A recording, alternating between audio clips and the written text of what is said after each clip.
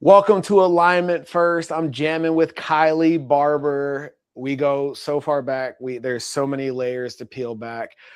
But the question that is top of mind for me right now is where this most recent push of content that I'm observing on your feed, through my feed, around dating dynamics, what it is to be a professional woman in 2026, and particularly connecting the cosmic dots between being a professional woman and without being too doomsday, the deterioration of the family unit and those expectations. I want to start there because I'm genuinely curious in your perspective of what's going on in the world around those dynamics that are either perpetuating singleness, because you talk a lot about policy and a lot of the external things that are influencing why marriage is slowing down and the family unit is getting smaller, etc. So let's start there. Okay. and see how far how deep the rabbit hole goes. Yeah. Okay. Yeah, that sounds cool. Just to provide some context with people who don't follow me and don't really know what I've been posting about, maybe I'll just go through really quickly kind of my headlines of what I've been posting just to set the context. Okay, awesome. So I'm 34, never been married, and don't have any kids that I know of. And this is not the way that I saw my life unfolding, right? I was born and raised a member of the Church of Jesus Christ of Latter-day Saints, and I still practice, still am very much a faithful member of that religion. And growing up, I was raised to be a wife and a mother, and that's still very much what I want to do. My mom was a stay-at-home mother, raised 7 kids. I've got 2 sisters who are married and stay-at-home moms. And it seems like that lifestyle and that option for me is becoming less and less available to me. And so just trying to think about this, trying to think about the way that I would like my life to play out. This topic this question continued to come up in my mind. So why aren't women like me married? I'm 34. Like I said, never been married, no kids. I'm educated. I consider myself a striver, as somebody who is ambitious. I keep myself fit. I take care of myself, and I'm working on building a life that I love. And so I get asked all the time, why are you not married? I got asked it as I ran for office. I get asked it as I go on dates. But the thing is, I know a lot of women like me. I know a lot of women who take care of themselves, who are incredible women who unfortunately have not really had the opportunity to get married yet. And it's not that they don't want to. So digging into it. So really one of the first, I guess, dynamics or how culture has evolved that kind of works against us is the fact that we're marrying later. So I don't think that marriage has disappeared, but of course the timeline has shifted. I think back in, I need to track down this statistic. If my statistics are wrong, you can call me out, but I believe it was back in 1975, the average age of women getting married was 21, and for men, it was 24. Now we're back in 2025, just last year, the average age was 28 for women and 31 for men. So does this have to do with a cultural shift? Are we valuing education and independence and flexibility to travel, to find ourselves? Are we prioritizing those values over finding a worthy partner to build a family with? Have we devalued what it means to become a parent and the value that comes from raising a child or children?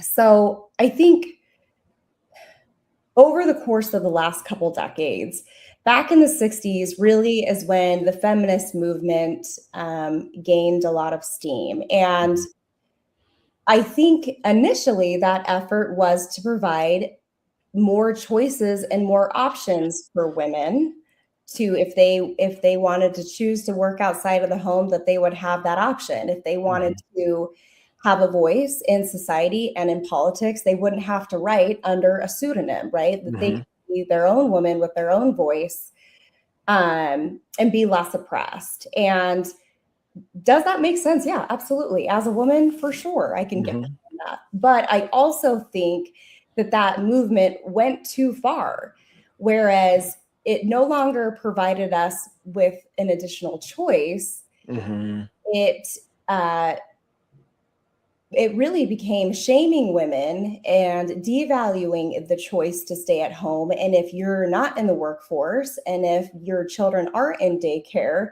then a lot of shame is cast upon that. So I think those influences still definitely influence how we look at marriage today, and the woman's role in society and how that's evolved. I'll pause there for right. Yeah. I didn't anticipate the feminist movement showing up.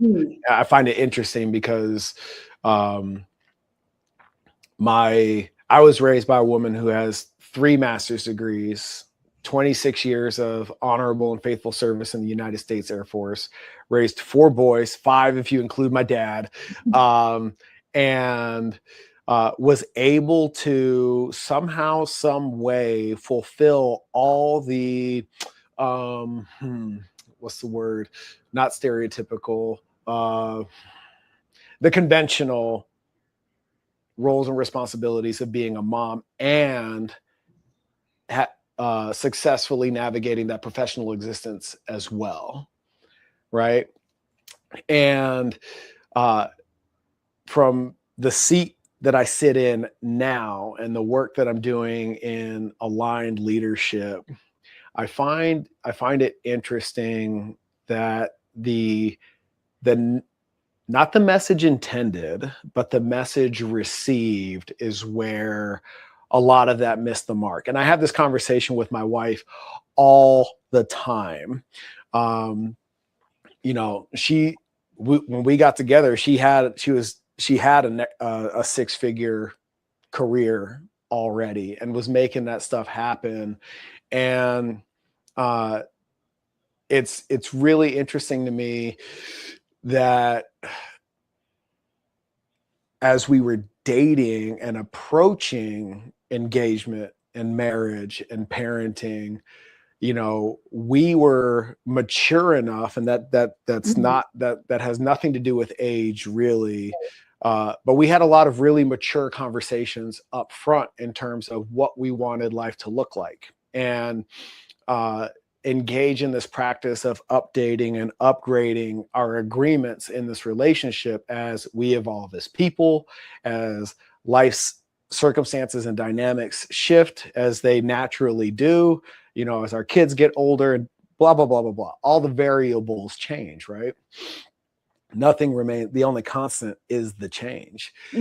And from what I see and the conversations I have with men and women alike who are trying to navigate the dating situation after 30, it never ceases to amaze me. It's like, people aren't having those conversations. Right. And it's compounded by the fact that we have so many options now. Right? There's a philosophy in psychology in which less options in terms of the human psyche is actually better for us than having a shit ton of options. Right? And when you can just swipe, right? The investment required of self and participation in any given relationship becomes less and less and less and more surface level over time.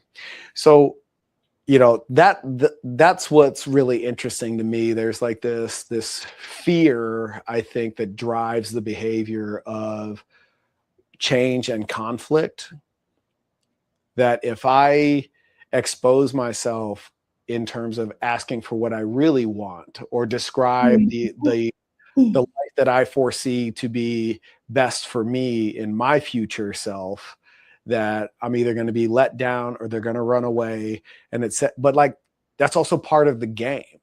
Right. Yeah, You for know, sure. when I joined the Marine Corps, I was seeing somebody else. Nicole wasn't even in the picture. And I told her that I joined the Marines. And she said, and I quote, "I don't want to be a military wife." And even still, we spent a little bit of time while I was on active duty trying to make it work, only to realize that no, you really don't want to be a military wife. And I can't guarantee that I'm going to be one and done in terms of my obligation to Uncle Sam. Mm-hmm. You know what I mean? And I'm curious to hear how this lands for you in your lived experience.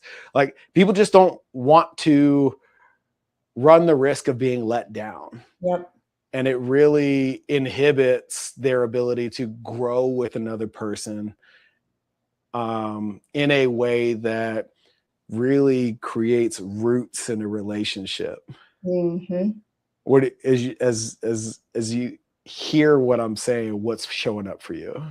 Honestly, you are so correct. And I haven't even thought about it in those terms, because let's say I've been on a couple of dates with somebody and I'm having fun, but I probably already know that this person is not aligned with my long-term goals.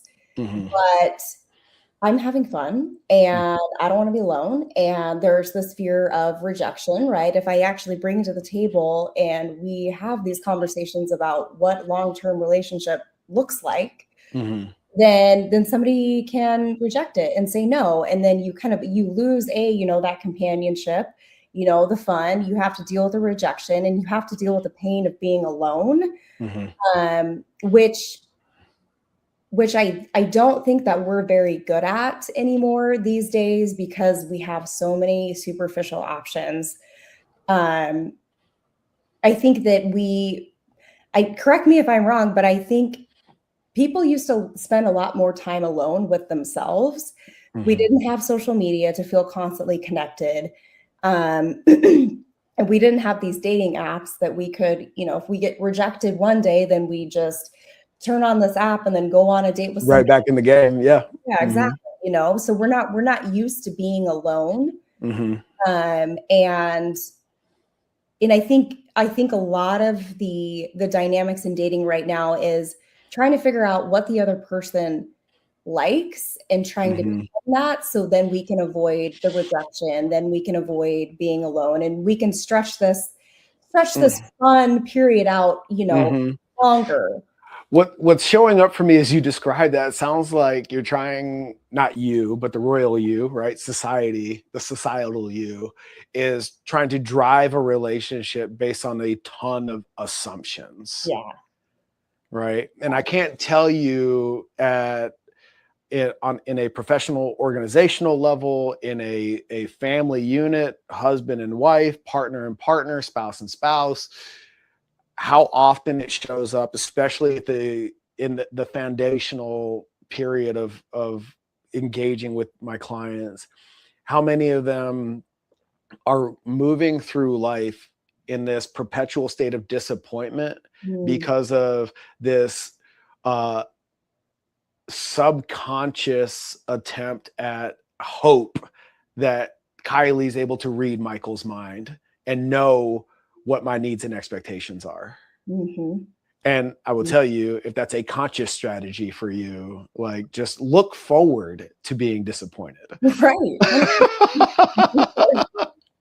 Setting yourself up for disappointment. So let me ask you this: male female dynamics. Do you, because of your credentials, your professional path, the space that you occupy energetically.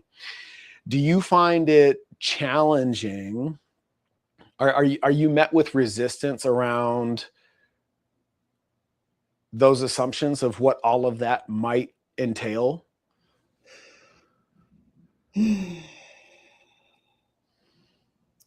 Gosh, that's a really great question for the guys that I've dated. um, oh gosh, I don't buy into the idea that this professional woman who's educated and has a powerful presence is intimidating to guys. And maybe it is.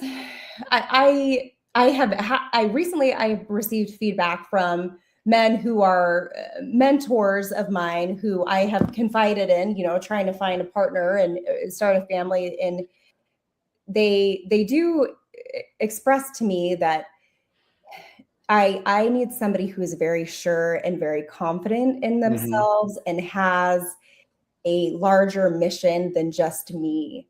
Right. And I think in these modern days, we expect so much from our partner, way too much from our partner. We expect our partner to, be our best friend and our community and, our sole provider, which I don't disagree with. We can circle back on that. But I kind of got lost in my thought. Okay. So I want to go in on a conversation that Nicole and I had, because and I've actually had this with a lot of my female clients along the way, yourself included, in terms of what is the definition of contribution inside a relationship, right? Because to your point, the assumption is we're both going to have jobs. We're both going to contribute financially, blah, blah, blah, blah, blah, right?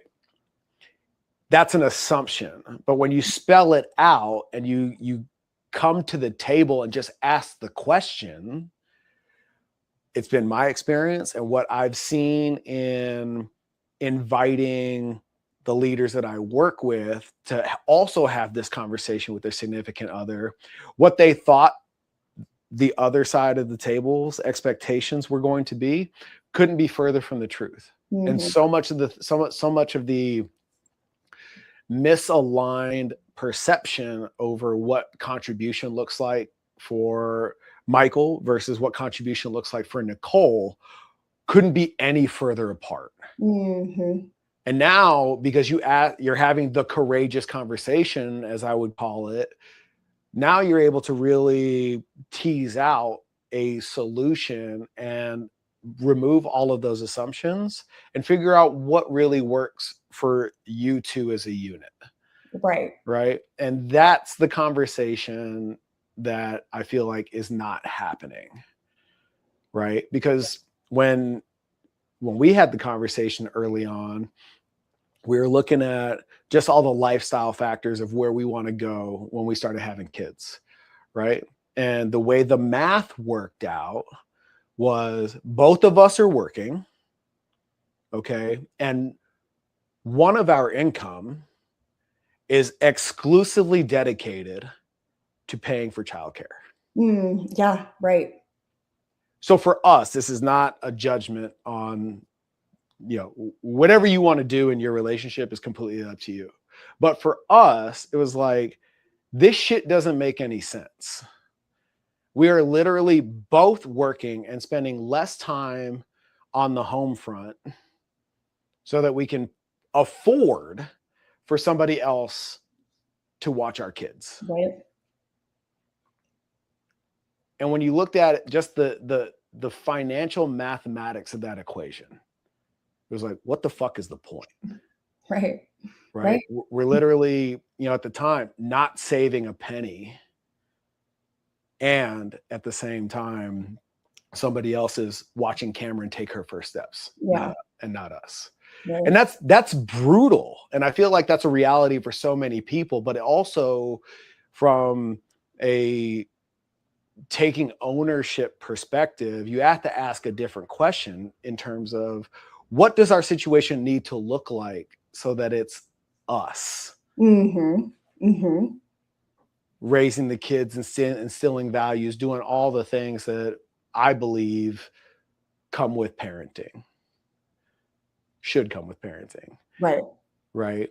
And when you because we sat down and we had that courageous conversation around what contribution looks like, we were able to like really get down to the nitty gritty of it all. What are our actual priorities as individuals and also as a family, and then executed a plan from there. What shows up for you in that narrative? So a couple things. So Nicole, for those that don't know Nicole, she is an absolute powerhouse. She is one of my archetypes who, if and when I grow up, I want to be Nicole Anders. I mean, I could go on and on. And so it makes so much sense that at the time that you guys met, she had a 6-figure career. She was her own woman in all of the ways, in all the incredible ways. Still very much is. Much has changed, as it shouldn't. But she's an incredible role model for me. What I think is really interesting is, as you guys came to the realization that you both are working, essentially, one of your, like you said, one of your incomes is solely dedicated to childcare, which is probably the case for many families. She had to make the decision to prioritize, her career, or to prioritize what's best for the children over her career and, feeling fulfilled and progressing her career. And I think probably one of the biggest cultural shifts is women. I don't think that we recognize or value the sacrifice for what's best for the children. And I don't think that putting your career on pause means that you have to kiss it goodbye. But what it does mean is that your children, you are doing what is absolutely best for your children. Some people have to have 2 incomes and put their children in childcare, and this isn't a criticism, but truly what is best for the child is to be raised by either a mother or a father, a sole caretaker, somebody who is inside of the home full-time raising the children, and somebody else out there killing the buffalo. I mean, culturally and historically and, probably naturally, it makes sense for the man to be, killing the buffalo and the woman to be the nurturer. I think as a culture and a society, we have lost the value in that work. It's such an important work to society, and for personal growth and development as a woman and as a father. So I would be curious if we could, get Nicole on the phone, or what was it? Why did she make that decision? Was it specifically a financial thing, or was it because she valued the sacrifice? So I'm speaking for her right now, and I don't want to misspeak, but the word sacrifice never came up. Okay. There's a trade-off for sure, right? But her priority, right? And I'm not speaking out of school here. She wanted to be mom first. And it wasn't necessarily about giving up one for the other, right?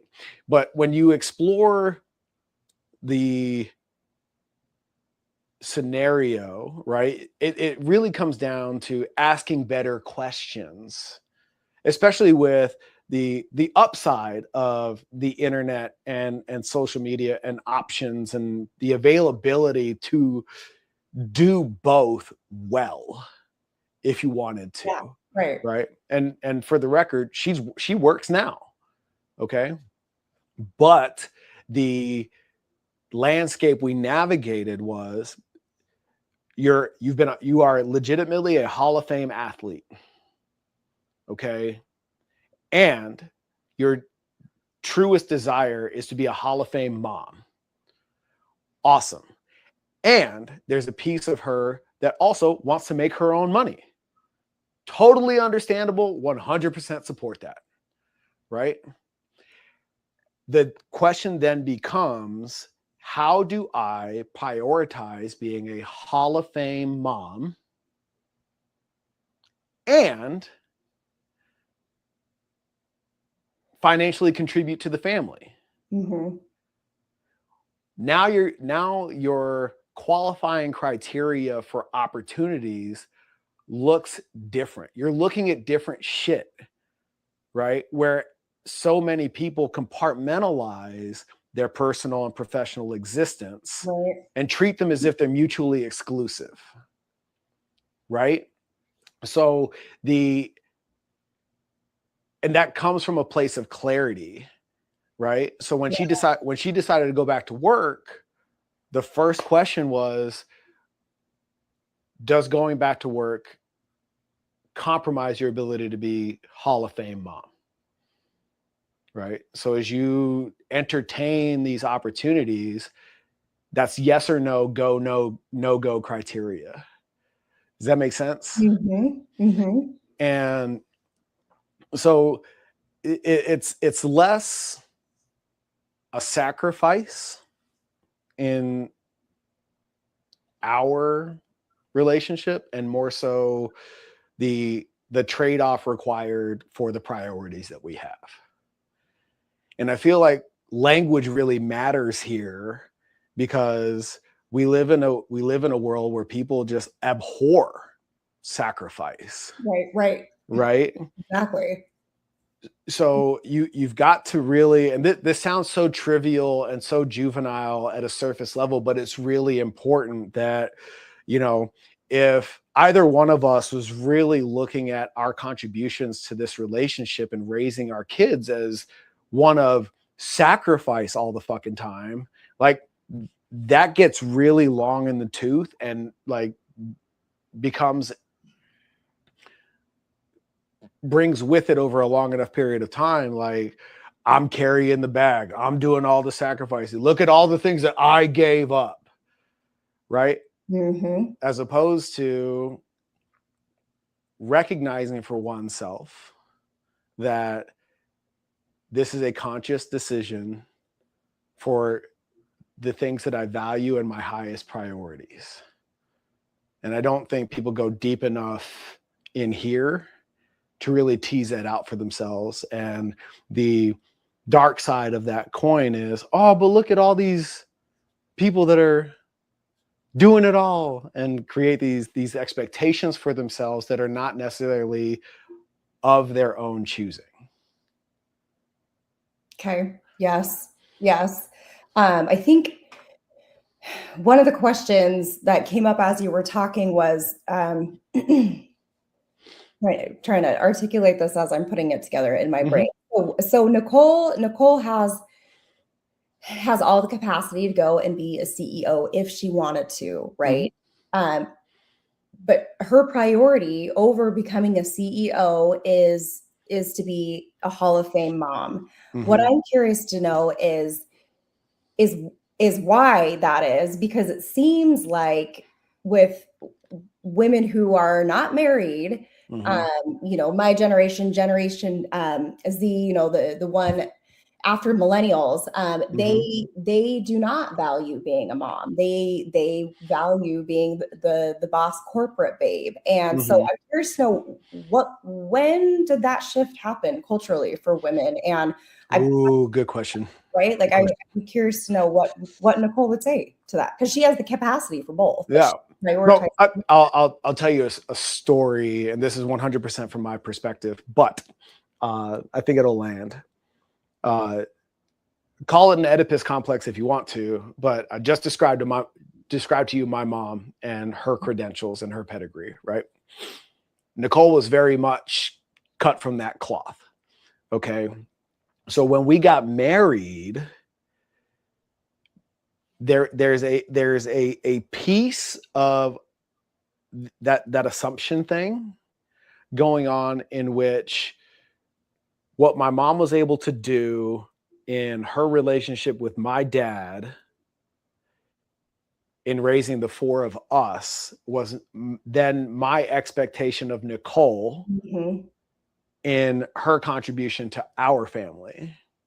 What we had never talked about, with that undertone permeating our relationship, is that dynamic in my parents' relationship was one of absolute necessity. Okay. Interesting. Yeah. Like she didn't choose it. My old man had a lot of bad habits that my mom's career was also compensating for. Okay. Now, to their credit, good, bad, or indifferent, none of that made it down to us. After my old man passed, a lot of that shit came out into the open. It was like, oh, wow, fuck. Okay, so that's why this, that, and whatever. That's why things were the way that they were, right? But nevertheless, when we had that initial conversation about who's raising our kids, that assumption came to the surface and was like, oh, I thought your expectation of me as wife was what your mom did. And like trying to do some version of that for us. Because my old man was also an entrepreneur, private practice, criminal defense attorney, like, you know, self-made and a lot of, in every way you can imagine. So, and I talk about my dad with a lot of reference, and my mom is fucking Hall of Fame on every level as well. So it's really easy when you're just saying all these things out loud and you're like, oh, fuck. It's like, well, then, yeah, that makes sense that he would expect that of me. Right. And vice versa. Like, she's a coach's daughter. Her dad's a Hall of Fame coach and player. And it's like, oh, fuck, man. Like, it'd be really easy for me to be like, oh, you expect me to be like that guy. Okay. Yeah, right? For sure. And it's important that you have that conversation out loud, right? And it came to a head for us in that conversation about who's raising our kids. But at the same time, it would have been a lot easier on us if we had that conversation. Like, this is where I come from. This is where you come from. What are your expectations of me? What's our version of that for us? Right. And we didn't have that conversation until, we reached that fever pitch. You know what I'm saying? Yeah. But again, like, that's a courageous conversation that was driven by circumstance that would be very easy when the stakes are low and the pressure is dramatically less, to just have open and honestly. Right. And, like, in the context of leadership, those are the invitations that I create for my clients. Like, this is cool that you're telling me this shit, but like, right. Does the person that needs to hear it know this? Yeah. You know what I'm saying? And that's why it's genuinely interesting. The fear that drives those conversations not being had.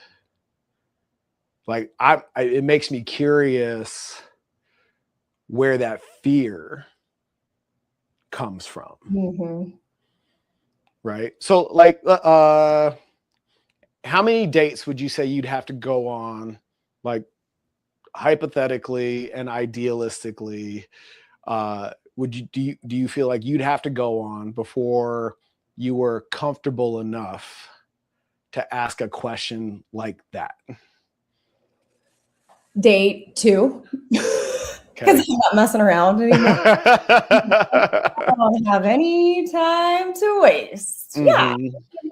I guess it really all just depends on what you're looking for, right? So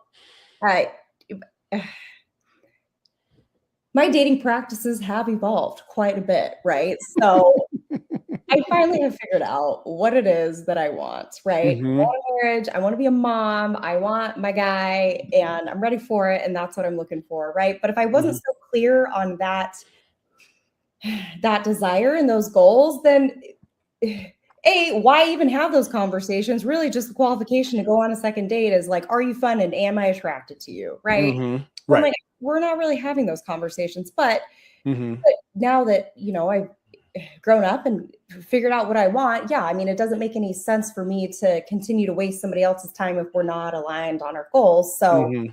I think the and you could probably even talk about it on a first date too. Mm-hmm. I think if it freaks somebody out that you're bringing up those topics and trying to understand where each other is at, then they're not your person. And Mm-hmm. I think somebody serious who's aligned with your goals and your values wants to have that same conversation too. So I say do it up front and be ruthless with your standards in what you want and don't settle, because I think Mm-hmm. one of the reasons, I mean, this is a whole other conversation too, but I think that one of the reasons why divorce is so high is because people really settled for who they married. Uh, Mm. and you don't have to settle. You really Yeah. don't. I really think that you can have 100% of the partner that you want. That's not to say that you're not going to have differences or you're not going to, encounter conflict or whatever, but Mm-hmm. I think the closer you stay to your values and what you want, Mm-hmm. you hold true to that in finding your person, you will have longevity in your relationship. Oh my gosh, I absolutely love that. Uh, I tell young men all the time before they get married, they should make a list of all the shit they want to do as a single man. That might be one thing, it might be 30. I don't fucking know. But make that list and don't get married till you've exhausted it. Right. And for most of us, because we're cavemen at heart, like that list is pretty short and can be ran through in pretty quickly. But like once you've done that, you've it forces a couple of things. But most importantly, it forces you to live a life in a way in which you're creating space for somebody else, Mm-hmm. right? You've tapped the world's resources in terms of the discovery of self and figuring out what you do and do not like as a person for yourself, so that when he or she does show up, you're like, cool, I'm ready for that. Yeah. Right. Yep. Because I'm high on novelty. Nicole is high on stability. Wow. Okay. Yeah. So for me to be in this relationship and expect her to all of a sudden become high on novelty, or for her to expect me to be high on stability, right? We're just creating friction in our relationship, Mm-hmm. right? Yeah. But we both lived our own lives before we came together. We met at my best friend's wedding. That sounds so cliche, but she wanted nothing to do with me. I was sweating my ass off and Marine Corps wasted in my dress blues. And she was like, get away from me. 2.5 years later, we came back around. And as she would put it, I was mature enough for a relationship. Right. And at the same time, I came into this relationship having exhausted my list and I had room for her. Mm-hmm. Right. And so there's two pieces of that in terms of coming into a relationship, not having that list exhausted. And now it's like, maybe you do, maybe you don't, maybe we have time, maybe we don't, and to your point, that's what settling actually looks like. Mm. It's not like uh I'm the best that was available for her and it is what it is, or Right. she was the best that was available to me and it is what it is. You know what I'm saying? It was, hey, I'm high on novelty. Are you good with that? Right? If I want to go climb Kilimanjaro, are you cool with that?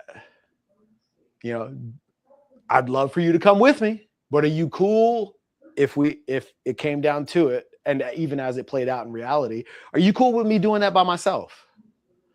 Right.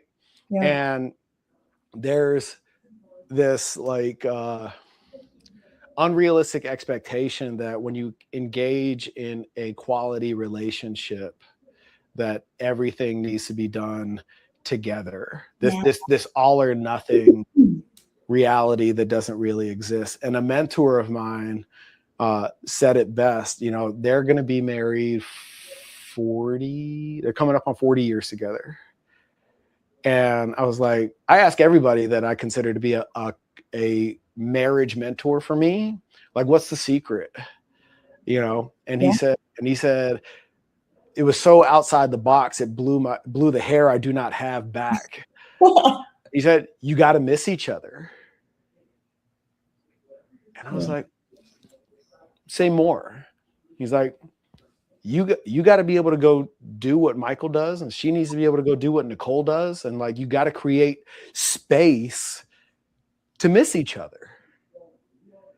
And I was like, damn, I've never heard anybody say that, you know. But he's like, dude, like, you're raising children together. You have enough going on together. Don't lose yourself in all of that together. Mm-hmm. It's kind of the point he was making. And giving each other the freedom, or creating that expectation of each other, has been very fruitful for Nicole and I. You know, what's the best piece of relationship guidance you've been given? Because your parents have been together since forever. Yeah. I celebrated 52 years this year. Yeah. Raised 7 kids, and they still are crazy about each other. So it's there's, of course, everybody's relationship has opportunities for growth, and you know, nothing's perfect, but like, just the fact that you can go through raising that many children and still be married and still want to be around each other and still choose each other and still enjoy each other, right, like as people, is absolutely remarkable. So a couple things to answer your question. I think we get so caught up in dating and trying to make sure that the other person likes us that we don't even consider if we like the other person. And I think women today, we are so caught up on making sure the dude has the checklist, right? He's a certain height, 6 foot, 6 figures, 6-pack. Correct. And hey, guess what? There are men out there like that, but doesn't mean you like them. Doesn't mean you want to be in a relationship with them and raise kids. And so, and I think that happens for men too. You know, I've got 4 brothers and have watched them in their dating experiences. And you guys are very visual. And so if she is beautiful, you guys are smitten. And I just have watched both friends and, you know, family, as they evolve in their relationship, they realize, yeah, man, she was beautiful, but I don't even know that I like her as a person. Like, that wasn't even a question, you know, that they considered. And they didn't consider that they can have this absolutely gorgeous physical specimen as a woman, and also you can like her as a person too. It's not one or the other. And I think people forget that. Yes, you can be radically attracted to your person. You don't have to choose between somebody super cool and you get along with as far as personality and goals go, or, you know, being with somebody who's a smoke show. You can have both. Right. And I think as we continue to be single and date and experience the frustrations of dating, what we want, we kind of settle, you know, to kind of what, like, the least Yeah, I mean, I guess just our standards begin to settle, and then we begin to go negotiate on what we want, and then we Mhm. kind of come up with this this it's bifurcated. We can either have the personality and values that we want, or we can be totally attracted to them. And I've done that too. I'm like, you know, I can't have a Mormon guy and also be radically attracted to him because Mormon guys are weird, right? And they don't like me. But then like here I am dating all these silly goose guys who I'm attracted to, but like their values suck. So Mhm. you can have both and Right. keep. You haven't found it, keep going. Mhm. So Nicole would say, you got to kiss your frogs. okay, yes, yes, You yeah. know, if you're ever going to find your prince, that requires you to kiss some frogs. And there's 8 billion people on this planet, you know, and it's like if you keep your standard, I think this is the and, right? Keeping your standards and accepting somebody for their flaws. Okay. Yes, for I'm sure. so far from fucking perfect. Yeah. Okay. You know, and at the same time, I'm speaking for my wife, I can only assume that I check all of the important boxes, the boxes that matter, whatever the fuck those are Mhm. for her, as she does me. Right. And then everything after that is leaves room for the evolution of us as individuals. And I don't think people explore that and Okay. Yes. Yes. right. They don't leave space for the and, right? Correct. Yeah, yeah, Hmm. that makes sense. Yeah. And but like that's where the growth as a unit shows up. Yeah. You know Right. what I'm saying? Yes. Yeah, Like, that's the growth. You become one, right? mhm, I'm organized, but I'm not neat. And I know that drives my wife nuts. I know where all my shit is. Yeah. It's just not where she wants it to be. You know what I mean? Yeah. And we still do that dance 11 years into marriage, you know? But that's not in terms of who I am and the ideal as a partner. That's not on her list. So Right. Yeah. Yeah. that's not make or break criteria. But I think we get hung up on that dumb shit, Mm-hmm. right? And forego like somebody that actually checks all those boxes because we get hung up on the other stuff. You know what I mean? Well, yeah, it reminds me of the, kind of the 80%, 20% rule, right? Hmm. Um, I mean, she 100% is 100% of the person that you want. Hmm. Let's take it out of your guys' relationship. We get caught up on the 20% of the person being a freaking human, Hmm. right? We forget Right. about they checked all our boxes. That totally Hmm. makes sense. Yeah. Um, and like I told you before we went live, I don't think this is a dynamic that is necessarily exclusive to 30 plus dating scene. The other morning Nicole was walking the dog and uh she comes in off of her walk and she's like, "Hey, there's a girl at the door that needs a jump. It's 5:30 in the morning on a Tuesday." Okay. I was like, "Why is there?" And she said girl, which to me presupposes not an adult, And I was like, why is there a child looking to jump her Right. car at 5:30 in the morning? You know? And so hop in the truck, head 4 houses down, only to find like the only way I know how to really create a visual for this is like, you ever seen like in the movies in an alley, like a group of feral cats hanging around a dumpster, Yeah. Oh yeah. right? Yeah. Okay. This is what it looked like, but like with a bunch of teenagers around a Jeep. Yeah. Okay. Okay, at 5:30 in the morning. 5:30 in the morning. I shit you not. I cannot make this story up. Okay. Not one, not two, not three, not four, but 5 dudes. Okay. 3 girls Wow. in a Jeep. Okay. And I pull up and there's this guy leaned up against the driver's side door. And I was like, "Do you need help?" And he's like looking through me, glassy eyed and weird. And I doubled down. I said, do you need help? He's like, oh, like shakes himself back to reality. And he's like, yeah. So like my spider sense is going off. I'm like, this looks like a bad scene in a horrible movie. Right. Right. And so pull around, pop the hood, get ready to jump this thing. And I only to notice a perfectly good Toyota Corolla pulled up into the driveway. So one of two things is happening right now.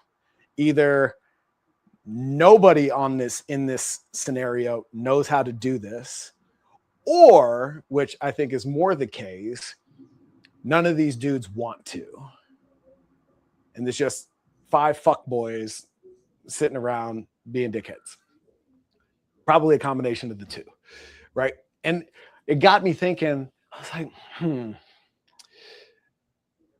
this has got to be what it's like out there in the world. Mm-hmm. Some version of this is what dating is like, in which the scene out there is a lot of unrealistic expectations, and a lot of people this goes both ways. This isn't exclusive to men, but a lot of people that lack competence, confidence, and capability, right? Yeah. And it just leads to these like really weird scenarios. And after I jumped her Jeep, they're pulling down the street, and I stood out on the sidewalk and flagged them down. And I was like, do you want some advice? Yes. And they're like, yes, absolutely. And I think they were expecting some kind of like auto wisdom that I don't possess. Yeah, right. Like a car or something. Yeah. And I was like, find better dudes. And I sent them on their way. But it was just really, it was just so telling of, you know, a lot of the things that the foundation of a lot of the things that end up becoming dating in your 30s is like, these boys haven't been taught how to be confident, competent, and capable men. And what I think is really more the point from your end of the spectrum, a lot of these women haven't been taught what to look for in a quality man.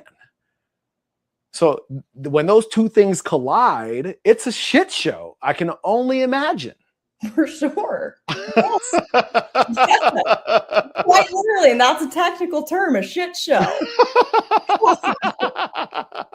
Yeah. Yeah. I mean, oh gosh, this is another conversation, part 2 podcast.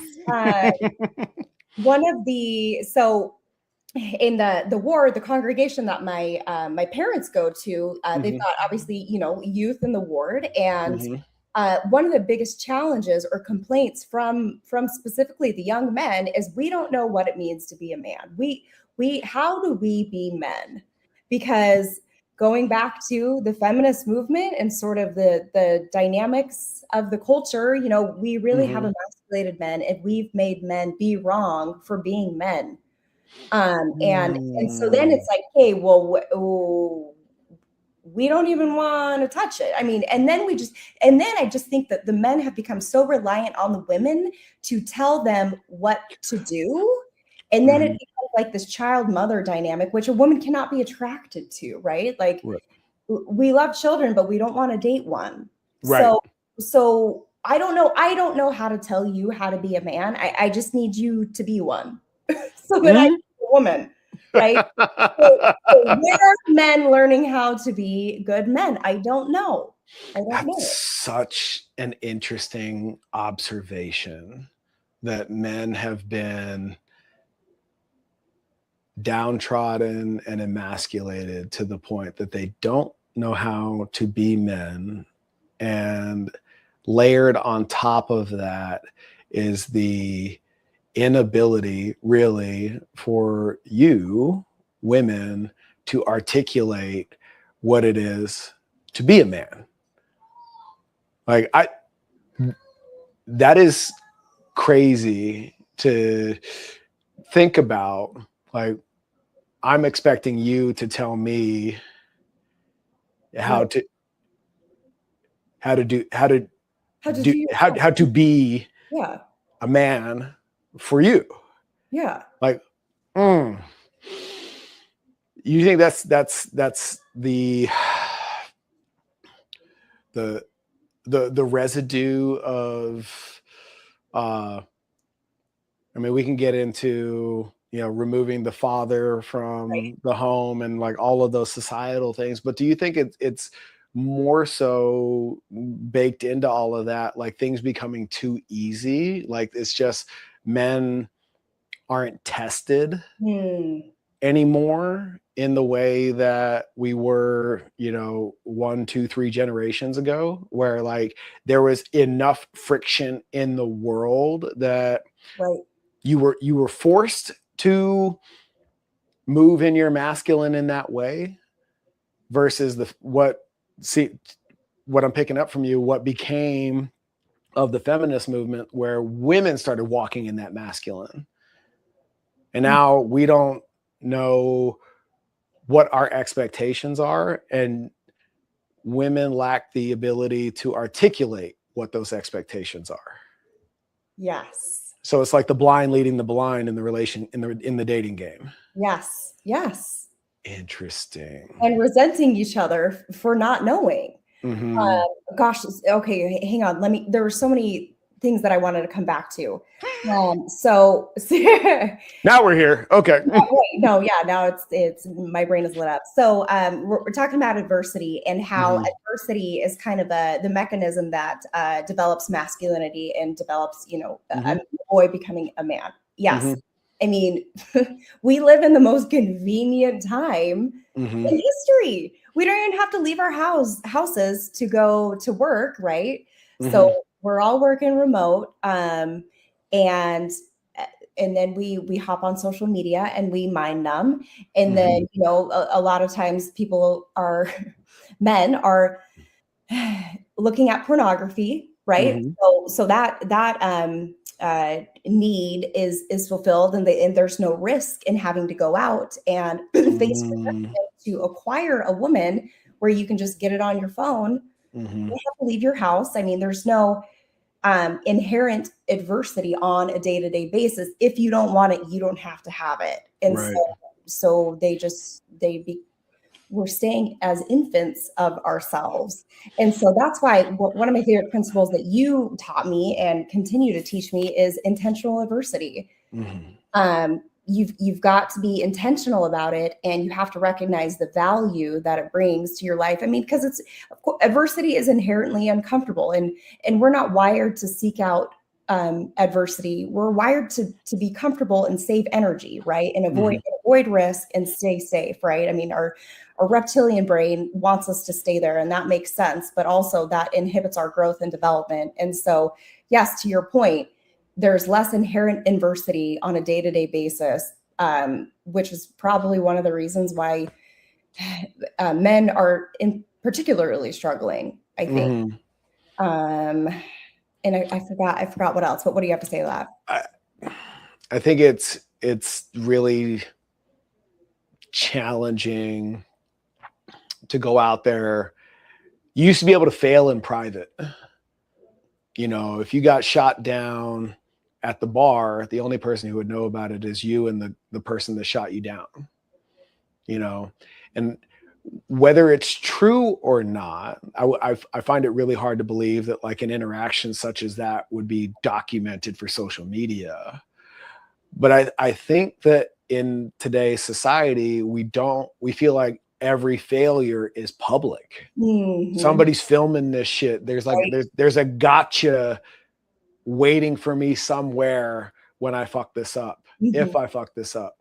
And I think that really inhibits, from a male perspective, our willingness to risk, right? Yeah. And approach that stranger. You know what I mean? Mhm. Um, and I remember I was still dating when Tinder became a thing. And it was right before Nicole and I became a thing. And I remember in that 2-week period downloading Tinder and just not getting it. Right. I was like, how it was so new that like the rules of the game weren't written yet. You know, like hookup culture for the sake of hooking up was not a thing yet. Right. You know what I mean? And I remember playing the swipe game by myself in the apartment and being like, this is really fucking stupid. Right. I got off the couch and I went to the bar. That's awesome. That was awesome. You know what I mean? Like this, and it's so much less complicated. Right. Just go there. You know what I mean? Yes. And not for nothing, because I know a lot of people since then have found their lobster via a dating app. So no shame in that game. However, it requires the acceptance of risk that you might strike out. And where we become so accustomed to sure things that the part of a relationship, even the ones via dating apps now, I would assume there's a risk profile there that you may or may not be my lobster, right? But the inherent risk of dating has been exponentially decreased, that a lot of what made our parents successful in their relationships had a lot to do with the fact that out of this crowd of people, right, we found and or chose each other. And there's a strong foundation there, as opposed to this sea of profile pictures that are perpetuated by sexual attraction first, versus, and like saying the right things on my profile, which can be masked very well now. Right. Like that authenticity that accompanies that risk profile is almost non-existent. What shows up for you? The dating apps are the problem. Right? They're driving the hookup culture. They're driving the infidelity. It's all bad. So yeah, I mean, anyway, first, just your story, just the irony of it. Like, you have this app, you know, that has endless amounts of women on it, and who are ready and willing and available and whatever, and you're like, screw this. Like, I'd rather just go in person and be there. I'm a caveman. Yeah. Okay. So like, and I also moved through adolescence with AOL and dial-up. Okay. So I'm of the generation where we would type ASL in a chat room. Yeah. Right. Age, sex, location. You know what I'm saying? Yeah. So the idea that just the premise that I'm going to go fishing on my phone just did not make sense to me. Was it less exciting to you? Like, was it like? I didn't understand the rules of the game. Like, are we getting to know each other in this chat room, and then one of us needs to get super courageous and be like, are we fucking or what? Right. Or, like, I didn't understand how to solicit the next move. Okay. Right. Yeah. Whereas now it's an expectation that I swipe, you swipe, we're going to meet. Right. It wasn't that spelled out yet. Right. Yeah, that makes sense. And I'm an introverted extrovert. So like, I'm not going to be surrounded by a sea of people and be like, hey dude, how's this work? Explain this app to me. What the fuck is Tinder? You know what I mean? I was never going to ask that question out loud. Yeah. You know what I mean? So just like I'm of the generation that was introduced to the internet in mainstream, I'm also in that generation that was, you know, introduced to dating apps as they were coming online, Right. and I just so happen to be caught in that sweet spot where I'm just like, you know what? It's just fucking easier to do this in person. Which, which now is totally the opposite. And I think, Mhm. I mean, you just had been primed, and you were used to the game. Like you said, you know Mhm. the rules of the game, you know where to go, you know how to maneuver yourself within that social dynamic. Mhm. I think that we have lost those social skills due to Mhm. our phones and social media, and the fact that we aren't forced to go out and meet people. We can do it on our phone. And so Mhm. all this social anxiety comes because we're so out of practice to just show up, Oh, there it is. right? Yeah, We're out of practice. yeah, we're completely out of practice because we haven't been forced to do it. This is so much more convenient, less Mhm. risk. Yeah. Mhm. But less, oh my gosh, so less rewarding. I would so much rather meet somebody organically, Mhm. the grocery store, church, the gym, or whatever, than Mhm. versus on a freaking dating app. Because I mean, dating apps have a number of issues. One Mhm. is you have 7 people that you've matched with, and some of them don't even text back or message Mhm. back, and so it's pretty exhausting to go Sure. through that process with multiple people, try and figure out whether or not they're a serial killer, Yeah. you gotta But vet. I think to your point about the convenience of it all, I think there's also a paradox of desire that's at play too, where it's like, I get off or am satisfied by the fact that X amount of potential partners like my shit. Okay, right. Yeah, yeah, sure. I need not go any further. Oh, I see. Right. So it's just the validation enough that you need. And Hmm. then you're good. And You're then right. you're good. Wow, I didn't even think about that. Risk not, want not. Right. Hmm. Right. Yeah, just tell me that you like me and then I'm good and then I don't need to further pursue it. Hmm. Wow. Yes. I Hmm. think also that plagues us too. And I guarantee that that dynamic moves in both directions. Yeah. Yeah, from an egocentric perspective in the masculine, and from a safety and risk aversion perspective in the feminine. Ooh, interesting. Yes. Hmm. Yes. For sure. Okay, Yeah. there's enough dudes out there somewhere in the interweb that maybe not exist in physical reality that are attracted to me. That's cool. I'm good. Yeah, But yeah. the thing about it is there's so many that are just bots, right? Hmm. So It's wild, but yeah. again, going back to the agile governance of it all, how do you manage that in a way that enough intentional adversity, enough risk is required for us to engage as human beings on a human to human level, that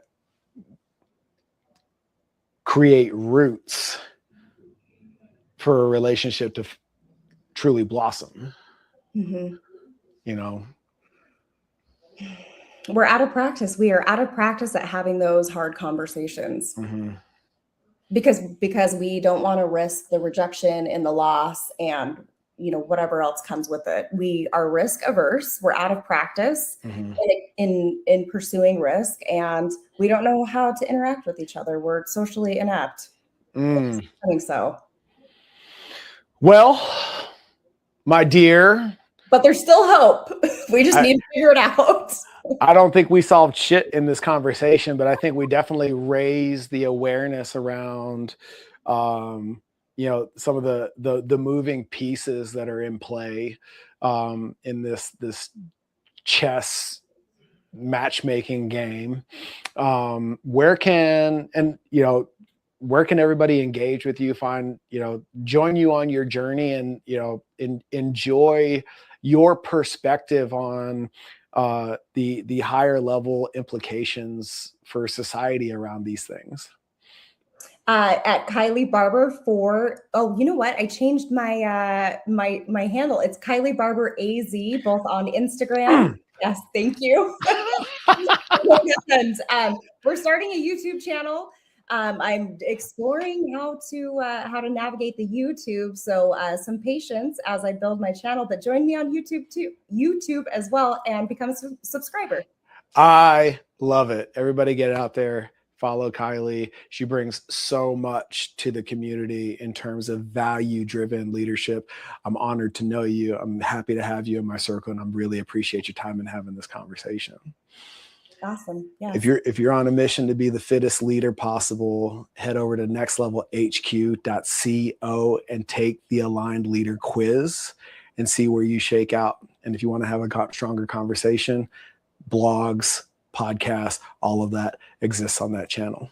Until next time, guys, alignment first.